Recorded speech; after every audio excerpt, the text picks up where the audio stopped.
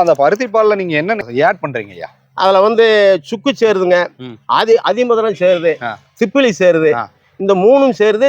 அது போக தேங்காய், ஏலக்காய், கரும்பு சக்கரை, இந்த பருத்தி கொட்டை பால், கொஞ்சம் போல அரிசி மாவு.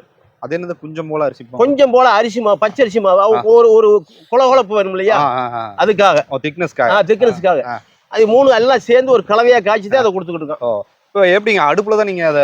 ஆமா, விறகு அடுப்பு தான். முன்னோர்கள்லாம் வந்து விறகு அடுப்பு வச்சு எரிச்சுதான் ஆரோக்கியமா இருந்திருக்காங்க.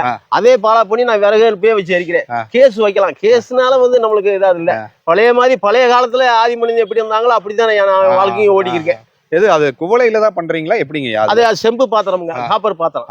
அந்த காப்பர் பாத்திரம் பண்றதுனால உடம்புக்கு நன்மை இருக்கு. அலுமினிய பாத்திரம் கிடையாது, அது காப்பர் பானை. அதுல காய்ச்சி குடிக்கிறதுனால சில நன்மை இருக்கு. சில இடத்துல வந்து அந்த குடி தண்ணியோட அந்த பாத்திரத்தை காப்பர் பாத்திரத்துல வச்சு குடிச்சா நல்லதுன்னு குடிப்பாங்க. அதுல நன்மை இருக்கு.